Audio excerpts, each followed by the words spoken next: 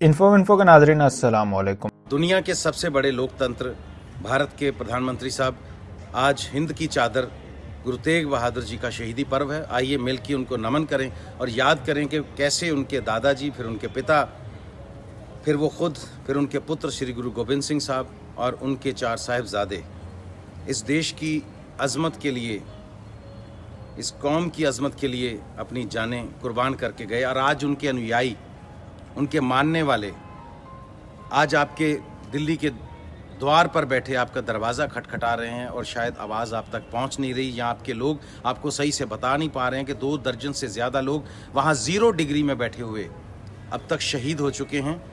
और उनकी किसानों की जायज़ मांगों को मानने के लिए पता नहीं अभी तक आप क्यों राज़ी नहीं हुए। मेरी रिक्वेस्ट है कि आज आपके पास बहुत बड़ी शक्ति है, लेकिन ये शक्तियाँ हमेशा नहीं रहती। अपने आप को इतिहास में आपको लिखने का मौका मिला है तो अच्छे से लिख के जाइए, वरना इतिहास तो हर चीज़ का बनता है।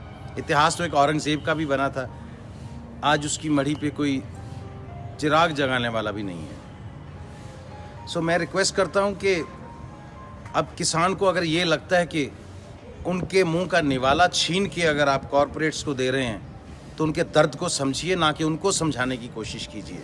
और वो पढ़े लिखे लोग हैं, बहुत पढ़े लिखे लोग हैं, लॉ उन्होंने पढ़ लिए हैं, उनको पता है ये हमारी फेवर में है कि नहीं है। प्लीज़ उनकी बात को सुनिए और एक स्वर्णिम इतिहास लिखिए ये किसानी का, वरना ये कॉरपोरेट्स जो हैं ये ज़िंदा रहेंगे, सदियों तक ज़िंदा रहेंगे, इनको और लीडर्स मिल जाएंगे, लेकिन आपको ये वक्त दोबारा कभी नहीं। नमस्कार दोस्तों, मैंने वादा किया था कि जब किसान आंदोलन का पूरा भांडा फूट जाएगा जैसे शाहीन बाग का फूटा था, तो मैं आप लोगों से इस बारे में बात करूंगी, क्योंकि इन पिछले 10-12 दिनों में जिस तरह की emotional, mental lynching, online lynching मैंने फेस की है, रेप, डेथ थ्रेट्स मैंने फेस किए हैं, तो ये मेरा हक बनता है कि मैं इस देश से कुछ सवाल करूं। अब जो प्रधानमंत्री जी ने किसी आशंका की कोई गुंजाइश ही नहीं छोड़ी है, तो ये बात तो जाहिर है कि ये पॉलिटिकली मोटिवेटेड था ये पूरा आंदोलन, और कहीं ना कहीं इसमें आतंकियों ने भी हिस्सा लेना शुरू कर दिया था। लेकिन मैं पंजाब में रही हूँ, मैं वहाँ बड़ी हुई हूँ, मैं स्कूलिंग मैंने वहाँ की है अपनी, और मैं जानती हूँ 99.9% जो पंजाब के लोग हैं वो खालिस्तान नहीं चाहते हैं, वो देश का टुकड़ा नहीं चाहते हैं। उनका पूरा देश है, अरुणाचल प्रदेश से, महाराष्ट्र से, दिल्ली से, हिमाचल, सब उनका है, तो उनको एक छोटा सा टुकड़ा नहीं चाहिए। वो देश प्रेमी है सब।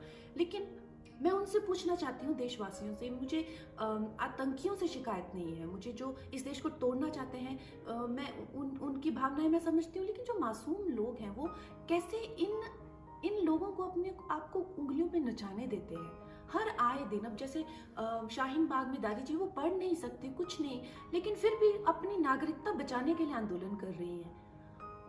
एक पंजाब में दादी मुझे इतनी गंदी भद्दी गालियां दे रही हैं, अपनी जमीन बचाने की कोशिश कर रही है सरकार से। क्या हो रहा है इस देश में दोस्तों? हम लोग अपने आप को इतना वनरेबल कैसे कर देते हैं इन आतंकियों के लिए, इन विदेशी शक्तियों के लिए?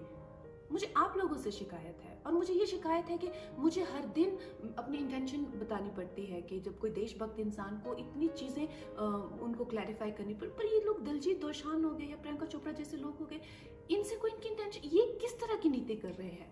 अगर मैं देश के हित में बात करती हूँ तो मुझे कहते हैं कि मैं राजनीति कर रही हूँ। इनसे भी तो पूछिए ना, ये कौन सी नीति कर रहे हैं? जय हिंद।